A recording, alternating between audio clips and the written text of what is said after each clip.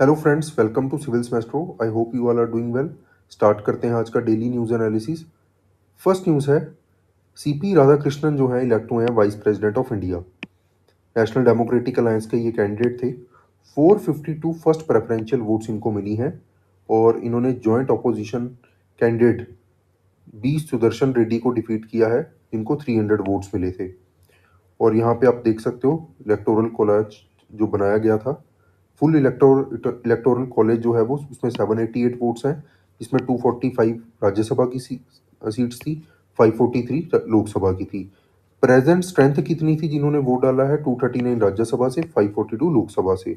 और कितनी votes cast हुई हैं? टोटल 767 कास्ट हुई हैं, इसमें से 752 वैलिड वोट्स थी, 15 इनवैलिड वोट्स थी। और ये रिजल्ट था, फाइनल रिजल्ट, कि 452 सीपी राधाकृष्णन को वोट्स मिली, 300 बी सुदर्शन रेड्डी को वोट्स मिली। इसके ये हम एक सेपरेट वीडियो भी बनाएंगे कि कैसे वाइस प्रेसिडेंट को इलेक्ट किया जाता है। बड़ी ही कम्बरसम प्रोसीजर है वो, उसको हम सिंप्लीफाई आपके लिए करेंगे और सेपरेट वीडियो एक बनाएंगे। पढ़ लेते हैं वाइस प्रेसिडेंट के बारे में। ऑफिस ऑफ वाइस प्रेसिडेंट जो है सेकंड हाईएस्ट कॉन्स्टिट्यूशनल ऑफिस है आफ्टर द प्रेसिडेंट। और वाइस प्रेसिडेंट जो है ये एक्स ऑफिशियो चेयरमैन होते हैं राज्यसभा के, और एक इंपॉर्टेंट रोल है इनका लेजिस्लेटिव प्रोसेस में। ऑफिस जो है क्रिएट किया गया अंडर आर्टिकल 363 और आर्टिकल 363 ऑफ इंडियन कॉन्स्टिट्यूशन। क्या प्रोवाइड करता है ये? There shall be a vice president of India. Institution जो है ये बेस्ड है यूएस के वाइस प्रेसिडेंट के ऑफिस के ऊपर। बट की डिफरेंस क्या है? यूनाइटेड स्टेट्स में वाइस प्रेसिडेंट ऑटोमेटिकली प्रेसिडेंट बन जाता है जब भी प्रेसिडेंट की सीट वेकेंट होती है, और वो रिमाइंडर ऑफ द टर्म के लिए कंटिन्यू करता है। बट इंडिया में वाइस प्रेसिडेंट जो है वो प्रेसिडेंट की तरह प्रेसिडेंट की सीट पे एक्ट करता है, बट टेम्परेरी बेसिस पे। वो फुल फ्लेज्ड प्रेसिडेंट एक्ट नहीं करता है। फंक्शंस देख लेते हैं वाइस प्रेसिडेंट के। आर्टिकल 64 में कहा गया कि वाइस प्रेसिडेंट जो है एक्स ऑफिशियो चेयरमैन होंगे राज्यसभा के, और जब भी ये प्रेसिडेंट की तरह एक्ट करेंगे, मतलब प्रेसिडेंट का रोल प्ले करेंगे जब प्रेसिडेंट की सीट वेकेंट होगी, तो राज्यसभा की ड्यूटीज जो हैं वो ये नहीं परफॉर्म करेंगे, कोई और परफॉर्म करेगा। Then he must not hold any office of profit, कोई ऑफिस ऑफ प्रॉफिट नहीं उनके पास होना चाहिए। सेकंड है, आर्टिकल 65 क्लॉज 1 में कहा गया है कि ये प्रेसिडेंट एक्ट करेंगे जब भी वैकेंसी आती है प्रेसिडेंट के ऑफिस में। देन 65 क्लॉज 2 में कहा गया कि जब भी प्रेसिडेंट बीमार होते हैं तब भी यही ड्यूटी परफॉर्म करेंगे वाइस प्रेसिडेंट। 65(3) में कहा गया है कि जब भी ये डिस्चार्ज करेंगे ड्यूटीज, तो प्रेसिडेंट की ड्यूटीज, तो इनकी जो सैलरी होंगी, अलाउंसेस होंगे, जितने भी बेनिफिट्स, इम्यूनिटीज, सब ये एक्सरसाइज करेंगे प्रेसिडेंट वाली। नेक्स्ट देखते हैं, सुप्रीम कोर्ट के ऑर्डर के बाद ईसी ने डायरेक्ट किया है बिहार चीफ इलेक्टोरल ऑफिसर को कि आधार को 12th डॉक्यूमेंट जो है एक्सेप्ट करे as a proof of identity. तो यहाँ पे एक इम्पॉर्टेंट सवाल भी था कि जो आधार कार्ड है क्या वो प्रूफ ऑफ सिटीजनशिप है? सुप्रीम कोर्ट ने कहा कि Aadhaar card proof of citizenship नहीं है, बट इसको यूज़ किया जा सकता है as an identity card during the election. तो ये आपने याद रखना है। पढ़ लेते हैं इलेक्शन कमीशन के बारे में। इलेक्शन कमीशन ऑफ इंडिया जो है ये परमानेंट इंडिपेंडेंट कॉन्स्टिट्यूशनल बॉडी है। इस्टेब्लिश की गई थी ये free and fair election conduct करने के लिए, और डायरेक्टली कॉन्स्टिट्यूशन के अंडर क्रिएट की गई है। तो आर्टिकल इसका 324 है, ये आपने याद रखना है। देन ये कॉन्स्टिट्यूशनल स्टेटस है इसका, ऑल इंडिया इंस्टीट्यूशन है, यूनियन लेवल पे भी और स्टेट लेवल पे भी, दोनों लेवल पे इलेक्शन जो है election commission of India conduct करती है। पावर्स क्या है? इलेक्शन कंडक्ट करती है पार्लियामेंट के, that is Lok Sabha and Rajya Sabha के, स्टेट लेजिस्लेचर्स के, जिसमें स्टेट लेजिस्लेटिव असेंबली आ जाती है, और लेजिस्लेटिव काउंसिल। इसके अलावा office of president and vice president के इलेक्शन भी इलेक्शन कमीशन कंडक्ट करती है। देन आर्टिकल 324 में इसके बारे में दे रखा है इलेक्शन कमीशन के बारे में, जिसमें कॉम्पोजिशन है, अपॉइंटमेंट है, सर्विस कंडीशंस है, पावर है, फंक्शंस है। कॉम्पोजिशन एक बार देख लेते हैं as per article 324। Election commission multi member body है, जिसमें एक चेयरपर्सन होगा और 2 इलेक्शन कमिश्नर होंगे। इनिशियली ये सिंगल मेंबर बॉडी थी, बट बाद में इसको मल्टी मेंबर बॉडी बना दिया गया था। और कितने मेंबर होंगे इलेक्शन कमीशन में, ये डिसाइड करेगा प्रेसिडेंट। याद रखना, प्रेसिडेंट के पास अथॉरिटी है ये। Then chief election commissioner and election commissioner को कौन अपॉइंट करता है? प्रेसिडेंट अपॉइंट करता है। और जब भी बाकी इलेक्शन कमिश्नर्स अपॉइंट होंगे, अगर सिंगल मेंबर बॉडी है फिर तो कोई इशू नहीं है, बट अगर मल्टी मेंबर बॉडी है तो जितने भी इलेक्शन कमिश्नर्स होंगे उसमें से एक जो है, एक को क्या बना दिया जाएगा? चेयरपर्सन बना दिया जाएगा। इसके अलावा प्रेसिडेंट रीजनल कमिश्नर भी अपॉइंट करता है in consultation with election commission of India, जो अपने हिसाब से अपने लेवल पे वर्क देखते हैं। और टेन्योर और सर्विस कंडीशन जो है, चाहे वो चीफ इलेक्शन हो कमिश्नर हो, इलेक्शन कमिश्नर हो, रीजनल कमिश्नर हो, ये कौन डिटरमाइन करता है? President of India. नेक्स्ट है भारत रत्न पंडित गोविंद बल्लभ पंत की आज बर्थ एनिवर्सरी है, तो उसको हम थोड़ा पढ़ लेते हैं इनके बारे में। इनका बर्थ हुआ था अल्मोड़ा उत्तराखंड में। पंत जो थे ये काफ़ी इन्फ्लुएंस्ड थे लीडर से। कौन कौन से लीडर से? जैसे गोपाल कृष्ण गोखले से काफ़ी इन्फ्लुएंस थे, मदन मोहन मालवीय से काफ़ी इन्फ्लुएंस थे। देन इन्होंने एक इंपॉर्टेंट रोल प्ले किया फ्रीडम स्ट्रगल में। जैसे एक्टिव रोल इन्होंने प्ले किया साल्ट मार्च में 1930 में, सिविल डिसोबीडियंस मूवमेंट में 1930 में, एंड क्विट इंडिया मूवमेंट 1942 में। पॉलिटिकल जर्नी अगर इनकी देखें तो ये मेंबर रहे हैं कॉन्स्टिट्यूएंट असेंबली के, और इन्होंने एक इंपॉर्टेंट कंट्रीब्यूशन प्ले किया है कॉन्स्टिट्यूशन फ्रेम करने में। यूपी के चीफ मिनिस्टर भी थे ये, और वहाँ पे इन्होंने मेजर रिफॉर्म लाए हैं, जैसे कि ये जमींदारी अबोलिश करने में इनका इंपॉर्टेंट रोल रहा है वहाँ पे, और इन्होंने मॉडर्नाइजेशन प्रमोट किया है गवर्नेंस में। देन यूनियन होम मिनिस्टर भी रहे हैं ये इनको अपॉइंट किया था पंडित जवाहरलाल नेहरू ने, और इन्होंने बड़ा इंपॉर्टेंट रोल प्ले किया, और हिंदी को इंडिया ऑफिशियल लैंग्वेज बनाने में इनका मेजर कॉन्ट्रीब्यूशन है। देन इनको भारत रत्न दिया गया 1957 में, और इन्होंने काफ़ी और पॉलिटिकल लीडर्स को गाइड किया है, मेंटर किया, जैसे कि चौधरी चरण सिंह। नेक्स्ट देखते हैं, राजस्थान असेंबली ने पास किया है anti conversion bill. Anti conversion bill है और इसमें स्ट्रिंजेंट पेनल्टीज हैं। पढ़ लेते हैं इसके बारे में डिटेल में। स्ट्रिंजेंट प्रोविजंस जो है यहाँ पे, अगर कोई फोर्सफुली कन्वर्ट करता है, मतलब यहाँ पे धर्म परिवर्तन की बात हो रही है कि अगर कोई पर्सन दूसरे पर्सन को फोर्सफुली कन्वर्ट करता है, बाय फ्रॉड कन्वर्ट करता है, या कुछ कोर्जन के अंडर कन्वर्ट करता है, तो उस केस में उसके खिलाफ एक्शन होगा, स्ट्रिंजेंट पेनल्टी जो है लगाई जाएगी। एक्ट का नाम है Rajasthan prohibition of unlawful conversion of religion bill 2025। इसमें इम्प्रिजनमेंट भी है और फाइन 1 करोड़ तक का है। इसके अलावा उस पर्सन की प्रॉपर्टी भी कॉन्फिस्केट की जा सकती है, तो ये आपने याद रखना है। और राजस्थान कोई फर्स्ट स्टेट नहीं है ऐसी। इसके पहले भी जो है रिलीजियस कन्वर्जन एक्ट जो है बन चुके हैं काफ़ी स्टेट्स में, जैसे कि उत्तर प्रदेश हो गया, हरियाणा, उत्तराखंड, अरुणाचल प्रदेश एंड आंध्र प्रदेश में। और आपने याद रखना है कि वैसे पूछ सकते हैं एग्जाम में कि आर्टिकल 44 जो है ये डील करता है यूनिफॉर्म सिविल कोड के साथ,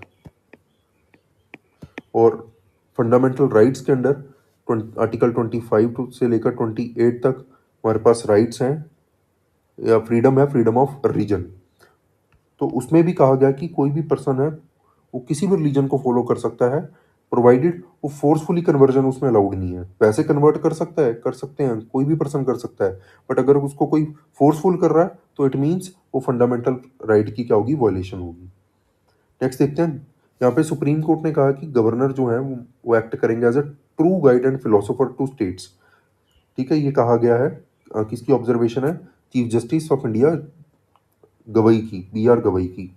तो ये आपने याद रखना है। अब इसमें कंसर्न क्या था कि जैसे एक एग्जांपल आपसे डिस्कस करता हूं मैं, कि तमिलनाडु के जो गवर्नर थे, अब तमिलनाडु के गवर्नर के पास बिल है पास होने के लिए, बट वो काफ़ी देर तक लटकाते रहे बिल्स को, उनको उनके ऊपर डिसीजन ही नहीं लेते थे।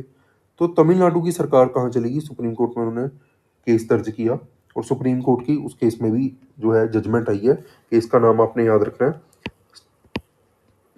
Governor of state of Tamil Nadu versus governor of Tamil Nadu. इस केस में सुप्रीम कोर्ट ने गवर्नर के लिए कुछ टाइमलाइंस फिक्स कर दी हैं कि गवर्नर को एक फिक्स टाइम पीरियड के दौरान बिल के ऊपर डिसीजन लेना पड़ेगा। तो एक केस लो आपने याद रखना है। ऑफिस ऑफ गवर्नर के बारे में पढ़ लेते हैं। कॉन्स्टिट्यूशनल ऑफिस है under article 153, highest official office है ये स्टेट लेवल पे। और गवर्नर जो है, कहा गया कि कॉन्स्टिट्यूशन प्रोवाइड किया गया कि हर एक स्टेट का क्या होगा? गवर्नर होगा। हाँ, ये भी क्लैरिफाई किया कि एक गवर्नर जो है 2 या 2 से ज़्यादा स्टेट में सर्व कर सकता है। फिर यहाँ पे आप गवर्नर के बारे में तो पढ़ ही लेते हो आप लक्ष्मीकांत से या कोई और बुक से। यहाँ पे हम डिस्कस करेंगे सरकारिया कमीशन की क्या रिकमेंडेशन रही है गवर्नर की अपॉइंटमेंट को लेकर। तो सरकारिया कमीशन ने क्या कहा है कि गवर्नर जो है वो डिस्टिंग्विश्ड इंडिविजुअल होना चाहिए, कि एक डिस्टिंग्विश्ड पर्सनैलिटी होनी चाहिए गवर्नर की। Then he should be from the outside of the state, कि वो उसी स्टेट का रेजिडेंट नहीं होना चाहिए। मान लो पंजाब का गवर्नर अपॉइंट करना है, हरियाणा का करना है, तो ये यहाँ इस स्टेट से नहीं होंगे, वो किसी और स्टेट से आएंगे। देन पॉलिटिकल डिटैचमेंट होनी चाहिए कि वो गवर्नर की पोजीशन पे जो कैंडिडेट है वो लोकल पॉलिटिक्स में इन्वॉल्व नहीं होना चाहिए, और मिनिमल पॉलिटिकल एक्टिविटी होनी चाहिए उसके पिछले कुछ सालों में। पॉलिटिकल न्यूट्रलिटी ज़रूरी है कि पॉलिटिशियन जो है वो रूलिंग पार्टी का नहीं होना चाहिए। देन कंसल्टेशन विद सीएम, कि सीएम से कंसल्ट करना ज़रूरी होगा, तो यहाँ पे कहा गया कि कंसल्टेशन ज़रूरी है। और then informal consultation, prime minister जो है वो वाइस प्रेसिडेंट से और स्पीकर ऑफ लोकसभा से भी कंसल्ट कर सकते हैं। हालांकि ये कंसल्टेशन जो कॉन्स्टिट्यूशनल ऑब्लिगेशन नहीं है, बट चीफ मिनिस्टर के साथ जो कंसल्टेशन है वो कॉन्स्टिट्यूशनल ऑब्लिगेशन है अंडर आर्टिकल 155। तो ये आपने याद रखना, प्रीलिम्स में ये क्वेश्चन पूछ सकते हैं। नेक्स्ट है, सेंटर ने ग्रांट किया है licences to 5 firms to manufacture its first indigenous malaria vaccine.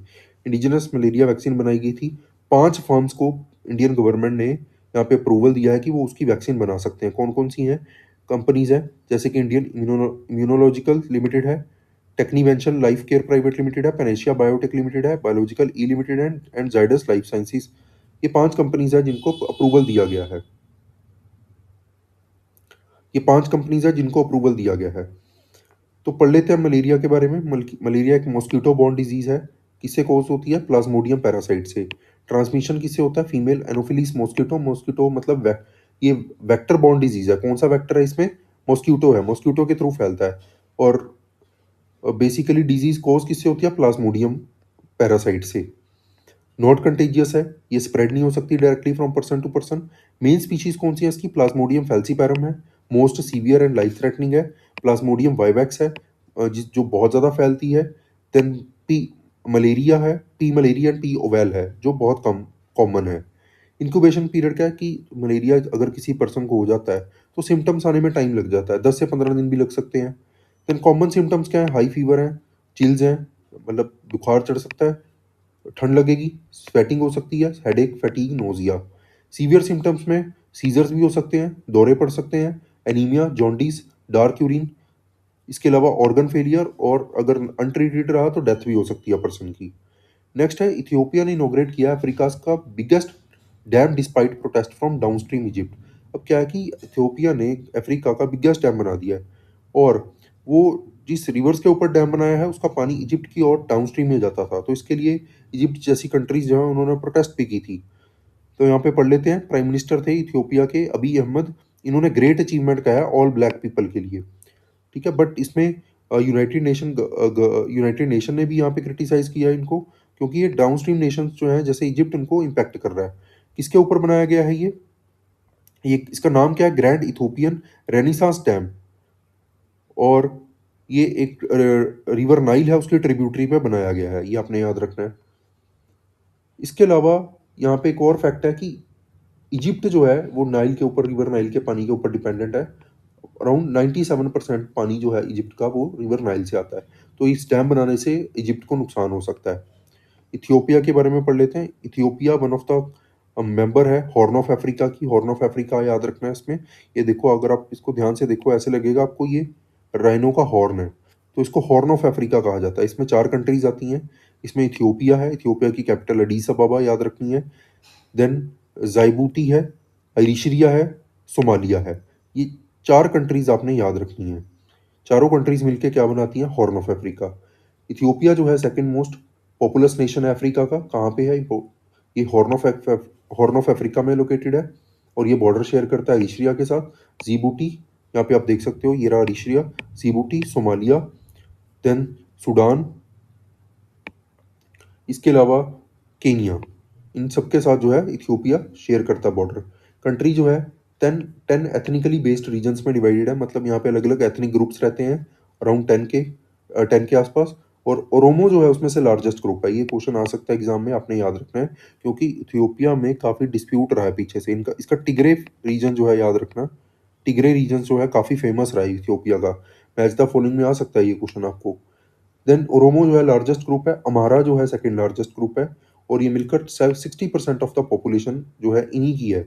Then टिग्रेन्स जो है काफ़ी इन्फ्लुएंशियल है, हालांकि इनकी जो पॉपुलेशन है वो 6 to 7% है। तो largest group Oromo, second largest Amhara, but most influential टिग्रेन्स।